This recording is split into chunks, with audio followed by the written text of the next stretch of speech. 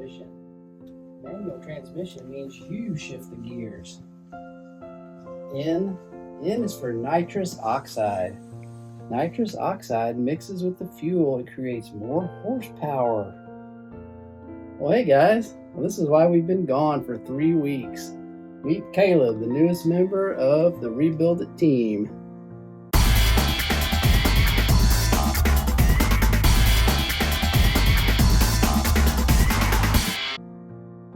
Say hey, Caleb. Let's start the video.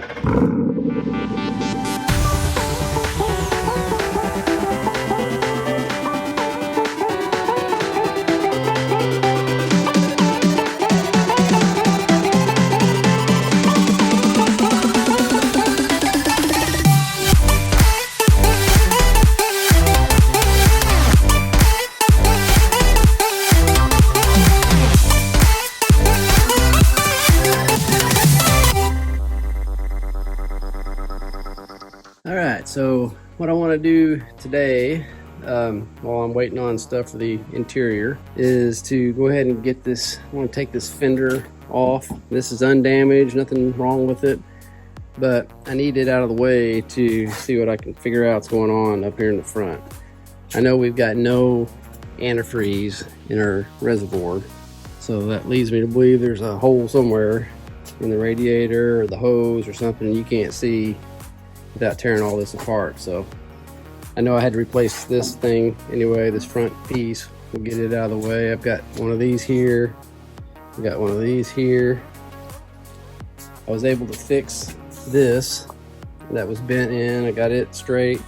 This one we're going to need to cut the welds off, and I've got a new plate here for it. I really just want to tear into it and figure out what all's wrong so that we can get stuff ordered. As you know, it takes forever. So let's go ahead and get the fender off and go from there.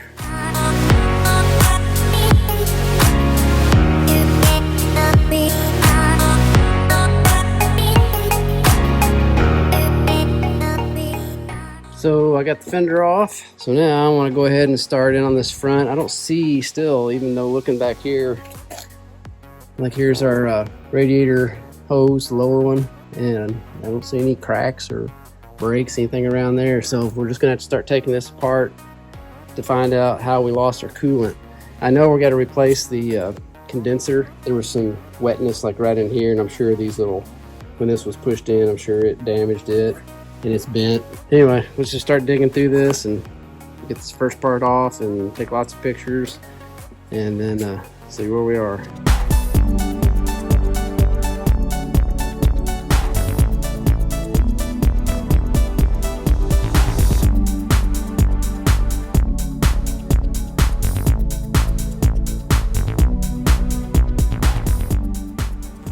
Alright, so I'm working away here, and unfortunately found more damage. So here, this bracket poked into the coils of the intercooler, so the intercooler is shot. Aww.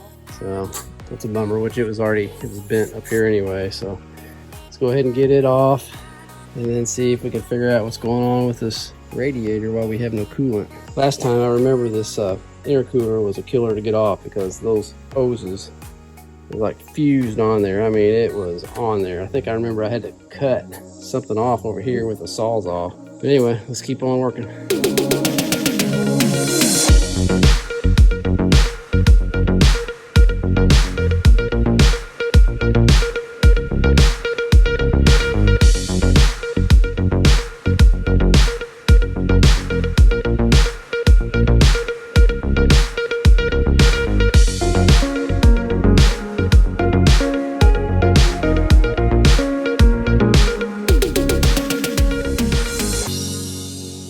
Alright, so I've got all the coolers off, and I went ahead and had to order one of these radiator support, whole big system like I did on the other one, because it's just bent all up. And then I had to order all 3 coolers again.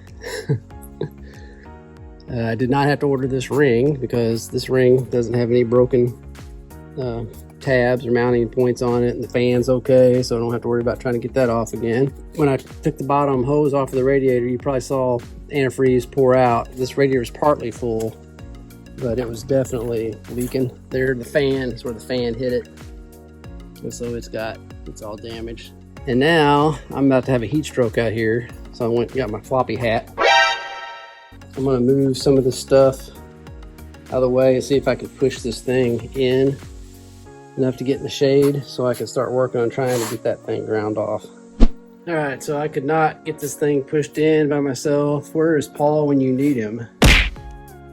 So I just waited a few more hours, and now the sun's gone down, so I'm not having a heat stroke. So I'm gonna start grinding this thing off.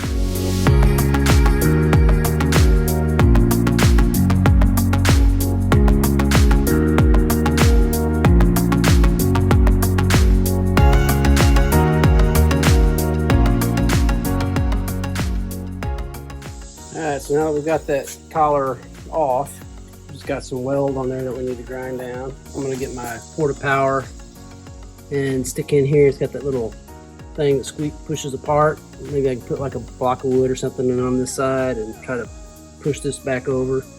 If that won't do it, I can always beat it with a big old sledge and try to get, I can probably do that anyway. Let's see which one's easiest.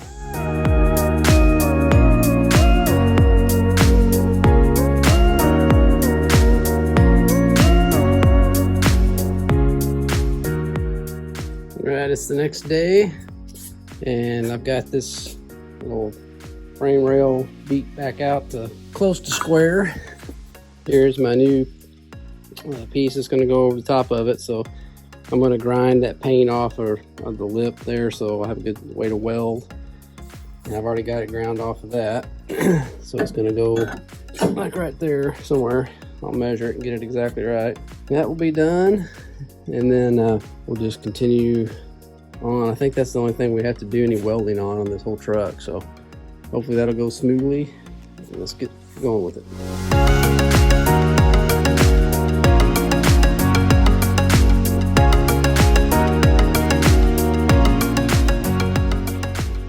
Alright, so I've got that piece welded back on, and I'm not going to show you my welds because I'm the worst welder ever. Looks like dirt daubers. So that's done, and I don't really want to take that radiator support off until the other one comes in. It's just easier when the other one's sitting here and you can take every bolt off and put the other one on and just put them right back in there so you don't forget where something goes, especially how the wires are routed. So I'm gonna leave that on, but I did get back in from Safety Restore our airbag module and our seat belts. So I can go ahead and I know we got to take the dash out still, but I can at least go ahead and get the seat belts all put back in, get some of those panels that are laying around in the back out of the way. We'll probably go ahead and start on getting this dash out after we do the seat belts. Before I jump in there and do those seat belts, I want to get this thing in the shop so I'm not having a heat stroke out here. So if you remember on the last truck, we've got this, I think it's transmission cooler lines that goes in. It's cooled also in the radiator. So I'm going to put just a temporary hose from this one to this one, just so that fluid can circulate. And that way I can start it and get it in here since I can't push it.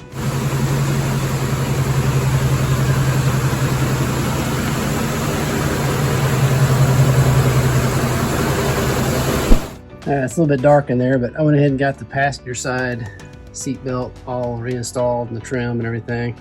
And then I realized I've got a broken adjuster that lets you move it up and down. It's broken, so I had to order one of those, and I had a couple clips that were broken on the inside of this, so can't put that seat belt in yet. So I'm gonna go ahead and all that stuff's ordered, and while I'm waiting on it, I think I'm gonna go ahead and jump up here to the dash.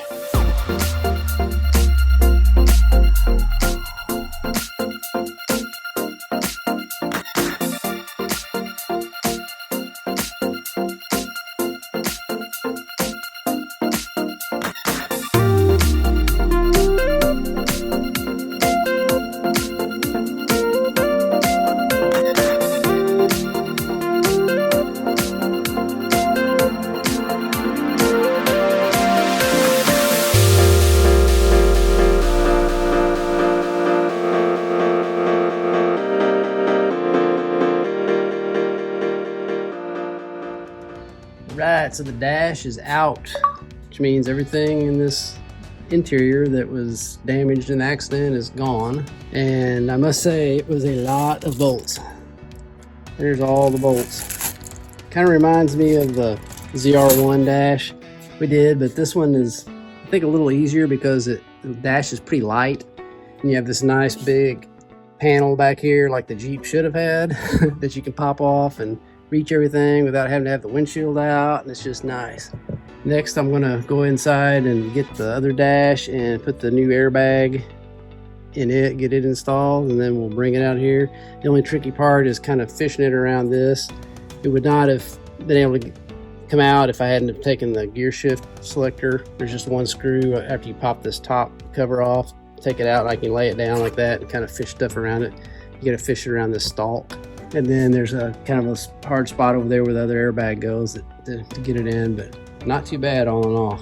Well, here's the old dash that I just removed. I want to look at them side by side and make sure there's nothing mounted in there that I need to take off and put in this new one. I've done that before. Get it in and realize that I've got something I didn't put in behind there. So I'll take that plastic off and flip them both upside down, just make sure everything's the same.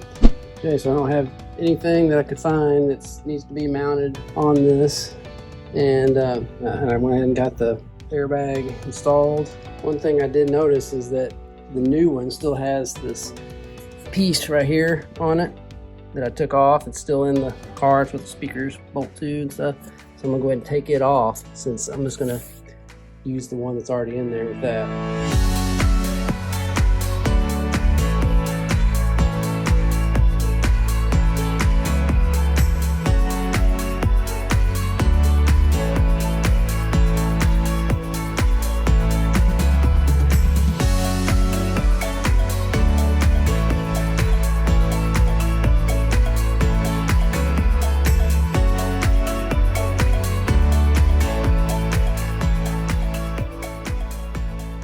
Well, everything's going back together really nice and easy. All the holes are lining up.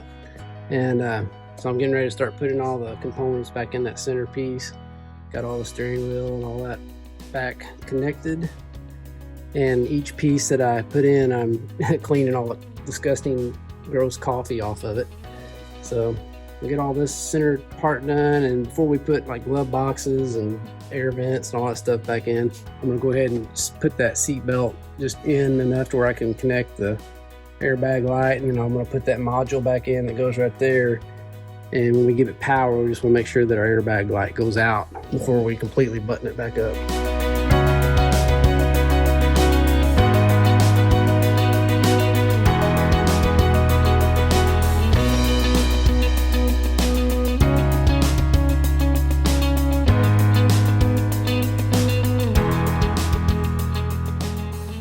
Well, I've got everything plugged in, connected to the airbags. I've got everything in the dash connected. And the only thing I don't have connected is the stuff that goes into this console right here, but I do have the airbag module connected. All this stuff I think is just for power, like hooking up cell phones and all that stuff, so it shouldn't affect anything. So what I want to do is check, make sure that it starts right and everything, all the lights go, like the airbag light does not light up. Even got our new steering wheel bag in. So let's see what it does.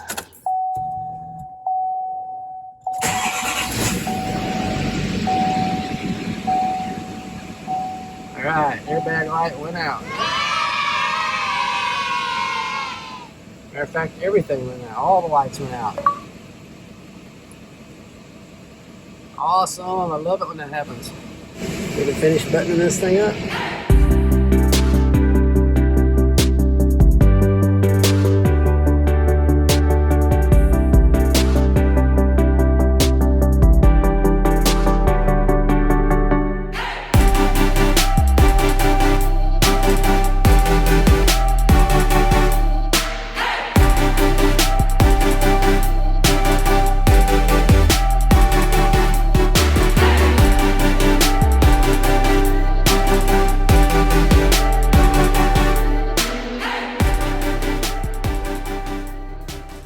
All right, so here we are. The interior is complete. other than I'm still waiting on this little piece for the seatbelt over here, but all the console and all the trim and everything is installed and looks great, I think. I love these brown leather interiors, no matter what brand. That's my favorite interior. And now we're going to go underneath the truck. And you're saying, why underneath the truck? All the damage was up here.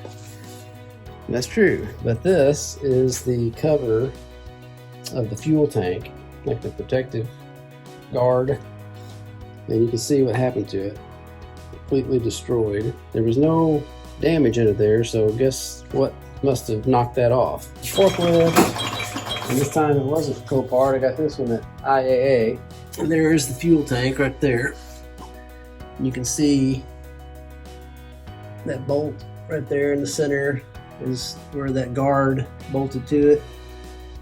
And let's see, there's another one.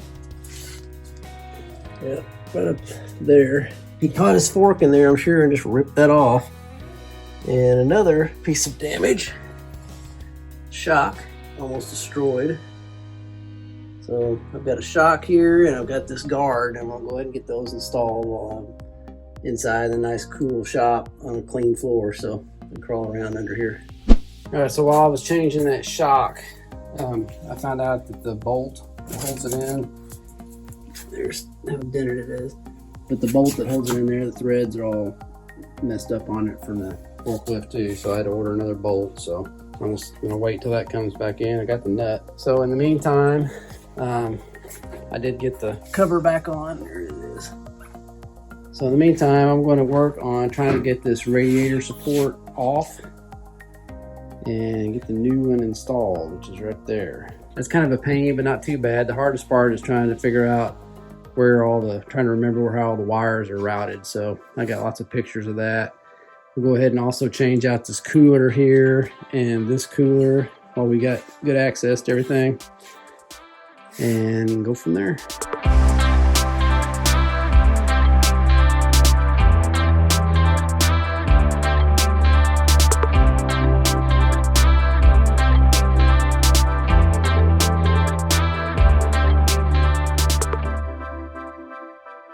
Alright, so I've got the old radiator support off, and the only surprises I found was this one line going into that cooler. Just see how it's at an angle there, so it got tweaked in the wreck, so I need to replace this line, a little leak there. And I had a bad spot in the windshield washer reservoir tank, so I got to order one of those, so that's why water went everywhere. So I've got that to order and this, and I can go ahead and get that thing reinstalled. And now that I know where all the lines go, I also got to check out our two sensors that go underneath that thing for the airbags and see if the sensors are still okay. I'll check all that, and then we'll start putting the new one in.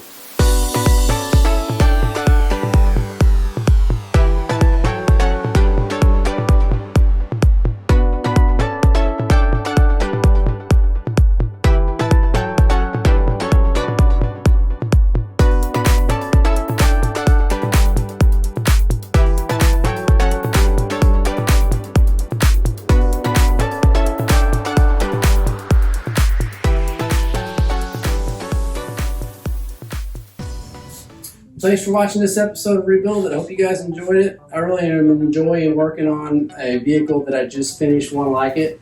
It makes it so much easier to know exactly what's missing and where everything goes. And I can see how why some shops specialize in a certain vehicle. You can have backup parts and inventory. You know exactly more what it's going to cost you to fix it when you've already done it before. And so I like that part. If you guys, I hope you aren't bored with the vehicle that's close to the one that we just did, but hope you're enjoying this. If you are, just give us a thumbs up down below, and we'll see you next week. Thanks a lot for watching. And always remember, don't retire it if you can rebuild it. Thanks so much, guys, for tuning in and watching this week's episode of Rebuild It. Make sure you subscribe so you don't miss out on any awesome content. Have a good one.